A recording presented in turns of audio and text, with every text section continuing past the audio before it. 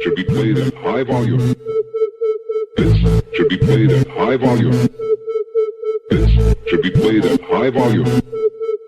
Preferably in a residential area. The following thoughts on Hoppe Hour do not represent Cox Media Group or its sponsoring. Anything you hear may and will be used against you. Thank you. Voted as best local podcast in Tampa Bay by the Creative Loafing. You're listening to Hoppe Hour. What up? What's happening? This is Hoppe Hour. I am your host, Ryan Hoppe, and this next comedian I got to see twice in Akron. On the phone line is the legendary comedian known as the Reverend Bob Levy. What's up, dude? What's up, brother? How you doing? Doing good, man. I've known you for about 2 years now because when I went out to this certain fest in Cleveland the first year, you were actually performing at that comedy club in Akron, and I came out. Do you remember my goofy ass approaching you? Well, you look like a fucking Russian basketball player. That's not coordinated. Yeah, but I never thought you'd be fucking 8 foot tall. Yeah, because we were talking on Twitter, and I remember I approached you, and you're like, are you happy? You were so overwhelmed by how tall I was. Yeah, it was weird to see a tall white guy that was useless. I really am useless, Bob. Like, I'm not good at anything. I'm barely good at this, you know? And I'm pretty shitty at this. You go everywhere. Look at you. You met me at the Funny Stop, then you were working for Grover or something. Yeah, whatever. Yeah. And now you're working for the Bone, right?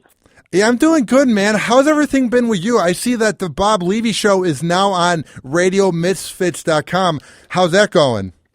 It's going good, you know. And then I'm also going to do one show on YouTube. I decided today, you know. What I like about you, dude, is you never give up. You are always hustling. You are one of the hardest working comedians in the game. Do you ever think about that without getting cocky? No, because, I mean, that's the way you're supposed to do. You know, I work with Warrior Point now. I help out the vets. And, I mean, I don't like dead time, you know? There's no reason for it. You know, what am I going to do? Fucking sit around and jerk? Well, I do that. But, you know, what am I going to do? I like to do things, you know? It's weird how when you're a kid, you know, like, downtime's cool when you're a kid. But now it's like you feel bored, you know? Like, you want to do something. Like, why the fuck are you going to watch Netflix? The fucking kitchen. Yeah. My wife painted the whole kitchen over. So, basically, I kind of get the vibe from you, man, that you're a dude because you're so hyper when you perform and you're sort of hyper when you talk, but in a good way, that you're a dude that always has to do something, you know? Yeah, I mean, the wife painted the kitchen and the cabinets and, you know, fucking just whatever we want to do, we do. You know, I don't sit around. You know, I'm lazy, but I'm not lazy. I can sit on the couch and do 3 different things, so it doesn't matter. I'm the same way because when you work in radio, it's not hard work, and when you do a podcast, it's not hard work. So people think we're lazy, but it is work to talk into a mic, you know? No, I mean, people that do radio say it's hard to do radio. It's the easiest fucking thing in the world, you know? There's nothing easier than doing radio. Kinda, but you have to think about what to say in that moment. Like, it's not easy. I have something to say all the time. I could talk about fucking anything. Because you're a natural. Right away. Well, that's why I'm the fucking best. That's why everyone's afraid to have me on. I'm better than them. They can all suck my dick. Would you say that that's a cocky way to think about things, or do you really believe that you're the best, Bob? I believe I'm the best. What makes you the best? Because I'm so fast. Anything you say, I'll have an answer. Anything anybody says, I'll have an answer. I can talk all day. I can talk about any fucking thing. Yeah, we would have phone conversations where you would be ranting about something for an hour, and it felt like 10 minutes. Like, dude, I feel like your mind races, like, so fast, but it's in a good way. That's what makes you so creative and raw. That's what it is. My mind can think of 5 things at one time while I'm talking, so that puts me ahead of the game. And when you're ahead of the game, you're in first place, and everyone else is behind watching. And how has the show been going? Because it seems like you are kind of in that first place mode. You've been kicking ass, dude. Yeah, I'm just having a good time. We were going to tape tonight. We'll have a fun time. And, we laugh, and then I throw them the fuck out of my house, And now, for people that haven't heard the Bob Levy Show, why should they listen in? Why the fuck shouldn't they? I mean, there's so much fucking garbage out there, I guarantee. That, we put on you get to know us, and you'll know, like, it's a soap opera. You got to catch up. And, we talk about our lives, because that's what fucking life is about, and that's what people want to hear. What do you want to hear me do, a fucking fake person or something like that? Or you want to hear impressions? Does that fucking turn you on, you sick fucks? Going back to you talking about the garbage out there, specifically explain what is so bad out there. Well, there's no money to pay anybody good, so you just basically, there's nothing out there. And then they got too many people in charge that want you to do stuff a certain way. And I always say to those people, suck my dick, because I can just go on and create myself again somewhere else, like I always do. I've never kissed someone's ass, and I'm not going to start. When I got in this business, I wasn't going to start. So, were you ever afraid though of burning bridges, or since day one have you had the attitude of not giving a fuck? It's not giving. It's not giving a fuck. It's people that don't understand fucking what good is, and they try to tell you, but they can't do it. If you can't do something, don't tell somebody that knows how to do it. You just sit down, shut your fucking mouth, and collect your paycheck. You fucking useless bag of shit. What do you think about this, too? I think the reason that radio is so odd right now is because of the fake outrage of us being uptight pussies that don't want to hear the truth. What do you think of that way of looking at things? I don't care about what anybody says, you know what I mean? If you can't say it to my face, then it doesn't mean anything to me, And you won't say it to my face, so I don't give a fuck. They hide behind the keyboard on Facebook and Twitter. It's amazing what these anonymous accounts say. They're nice to me. I let everyone too. I don't have a problem. I'm friendly to people. I talk to them. I take time to talk to people. I think people should do that. I don't know why you would be in this business if you're not going to talk to people. If I'm just going to say, you come see me, or look at me, and don't talk to them, that's ridiculous to me. How sickening is it? Everybody. Those radio guys that just live to have their big show in a certain city, but they don't appreciate any of the fans and are never seen in public. Isn't that absolutely sickening? Yeah, I mean, any kind of business like that, it's the reason, people come, I don't know why. I'm just like, people come to my show, I'll talk to everyone. I'll take pictures with them. I'll fucking whatever. I'm the last one to leave. You know that. It's just being human. It's the way it's supposed to be. You don't know how you change people's lives. I get to find out in weird ways, and it's really compelling. Some of the shit that comes my way that you never think of. And it's good. What are some examples of how great your fan base is? Well, I get calls when somebody's sick or something like that. They got cancer, they have an operation, and can you send a picture? My dad's a big fan of yours, or this person, or, I get shit like that. I'm always out, I always do stuff for the people that need it, because why not? What is it? Just time. Have you had any crazy fans, though, that have been obsessed with your work? Yeah, they're called fucking club owners. They're douchebags, but most of them are,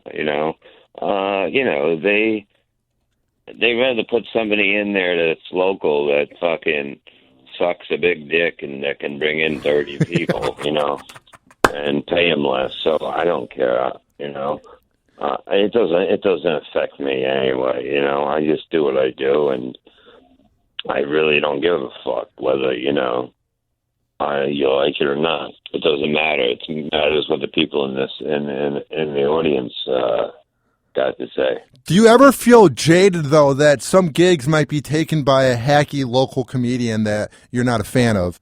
I don't think of other comedians, truthfully. I really don't. I never thought of competition. I've helped a lot of people.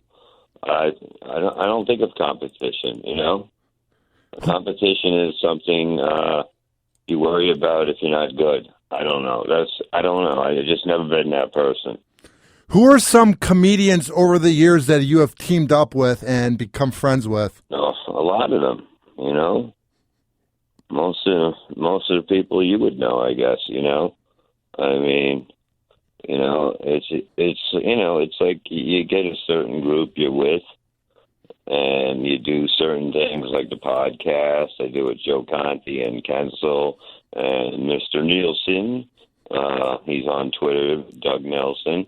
And Doug Almeida does the show a lot.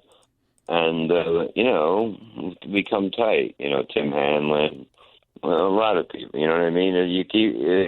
You know, I don't want to be friends with every fucking comedian. You know what I mean? Please. I'll fucking help you if you want me to do something, but please, you know what I mean? Don't send me your fucking clip of your act. I don't want to see it. But if you want to know how to fucking get into business or how to write, what I should go for, boom, boom, I'll answer your questions. But I'm not going to watch your fucking 20-minute tape of your fucking act. I'd rather fuck your fucking grandmother with the lights on. You know, it's just so fucking. It's like, why would you think that? Well, you need my approval. You know what I mean? Why would I want to watch it? But wouldn't you be flattered that someone cares? They don't fucking care. They just want a compliment. You know, but they're not going to fucking get one because I ain't going to watch that shit. You know, that's like fucking. You know, what if like people like you do the radio all day, right? Yeah, basically. Yeah, so you get home, somebody sends you a tape of radio. That happens too, and I listen, but at times it's hard because you don't want to be mean, but it's like I'm in a position where I'm trying to grow with someone who does broadcasts, but some of the work that gets sent to me, I'm like, oh my God, what do I say about this, you know? No, you got to say the truth. I mean, that's what it is. I do tell them the truth. I'll say, you know, I'll say if you want to come by, do a spot, I'll check you out. But I'm not fucking watching the tape. And then I'll give them ideas, you know, of what they should be doing instead of what they're doing, because you didn't find themselves yet. It takes a while to find your character you're going to be on stage. You know, at the beginning you're just doing whatever the fuck up there, and then finally it catches to what you are. Now, on the flip side, who are some comedians and mentors that have helped you in your career? No, we didn't get cut off. Nobody. Really?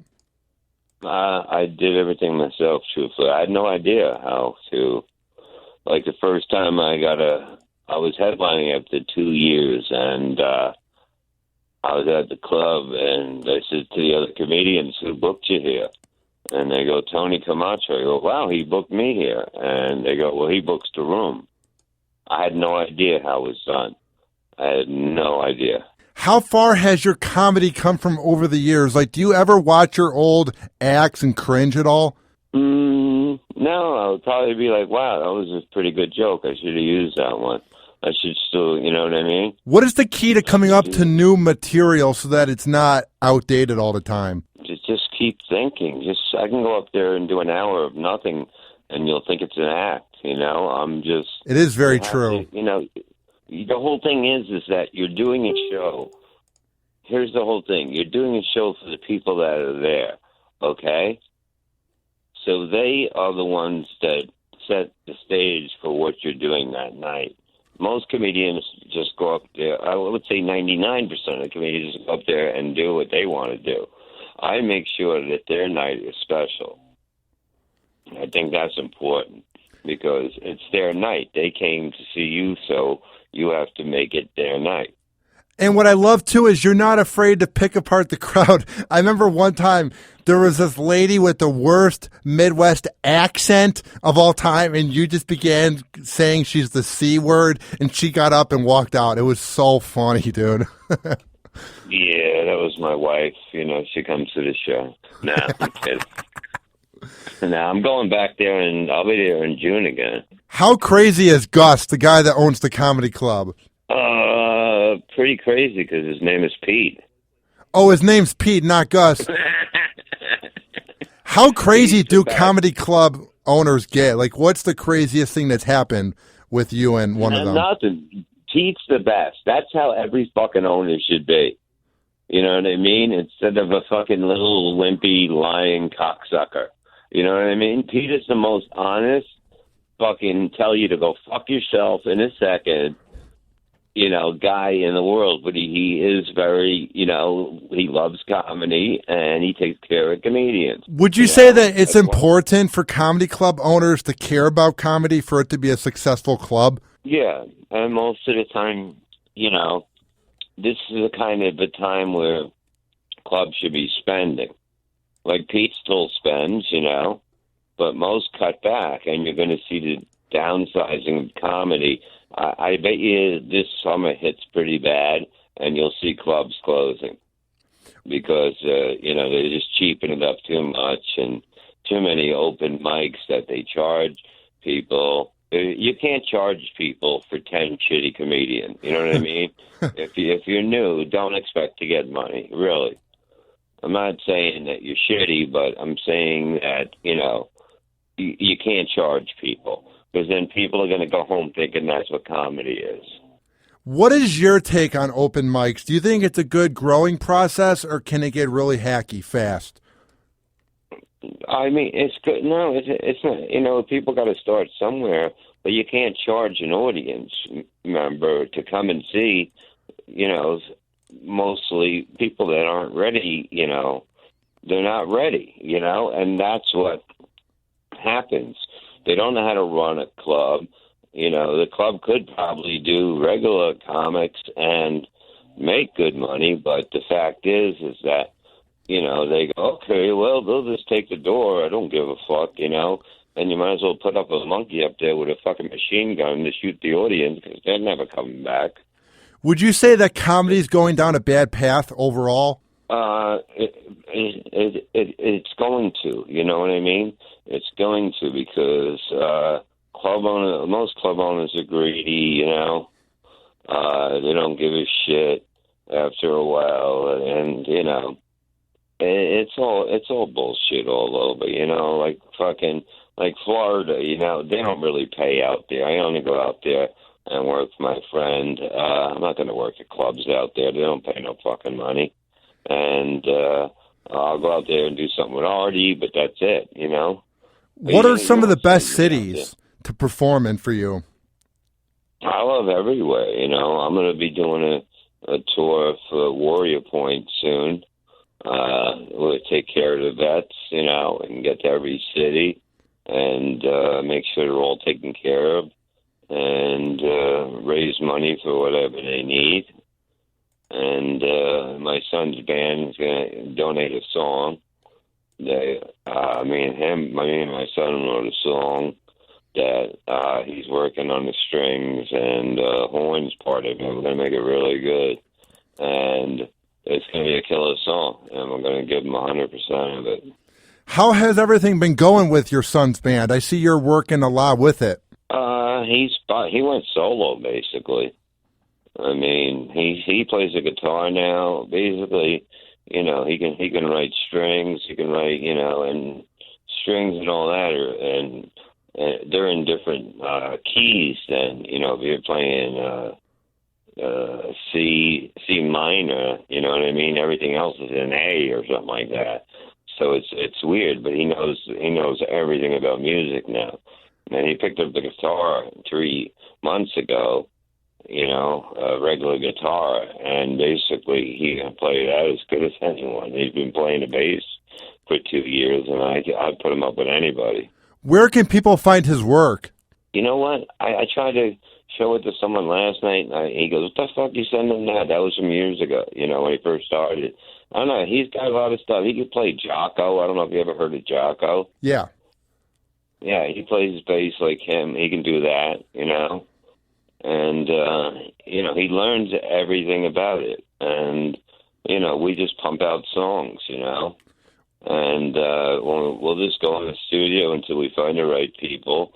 Basically, he can play everything but the drums. So we don't really need a band at this point until we find the perfect people. Where would you want to see your son's band in like 5 to 10 years? Oh, they're going to, they'll be huge, They'll be huge. I think within a year they'll be huge, because once we get the right people, like I'm saying, it's like you always have a little problem with this, a problem with that, because he'll sit down and write tons of songs, and then, I'll write stuff and I'll give him like ideas, and then he'll come up with the guitar part of what I'm trying to put down, and then next thing you know, we get a song that kicks ass. And so we probably got about 7 to 9 right now done that are could be recorded, but we're going to do the War one first, and that'll probably be in about 3 weeks, and then we'll put it up, and that takes about 2 weeks to get up, and then it goes on pre-sale. But it's going to be it's an amazing song, and it tells about the horrors that they go through now when they come back, not what they deal with over there. And now, before I let you go, Bob, where can everyone find everything you're up to? Because you're a man who I would say is a jack of all trades. You can go to RevBobLevy.com. We'll be updating that site. I'm on Twitter a lot, at the Rev Bob Levy, and I do follow everybody, like I said. And I will talk to you. When I'm on there, I say hello. When I leave, I say goodbye, fuckers, so people don't think I'm not talking to them anymore, So, I'm on there. I got like 3 Facebooks, so you can get on one of them, and I have a fan page, the Reverend Bob Levy. Well, dude, keep up the good work, man. I'm glad that we were able to meet a few years ago in Cleveland, and you've always had my back, and it's always cool talking to you, man. No, you're a good dude, man. You really are, and you went for you didn't know anything about radio. You basically came out and you were like, I want to do this, and look at you now. Thank you, dude. You have shit. That's what you got to do. People got to do what they want to do. Don't fucking do what, oh, you're never going to do that. You never did do that. Fuck you. That's what you tell them. That just motivated me, man. The fact that the Reverend Bob Levy has my back, I can put that on my resume. That's right. You can put it on your tombstone, too, if you ever piss me off. Damn right, dude. Keep up the good work, Bob. It was nice talking to you. I love you, brother. Good luck. All right. Peace out, dude. Peace out, brother. Happy Hour. Happy Hour.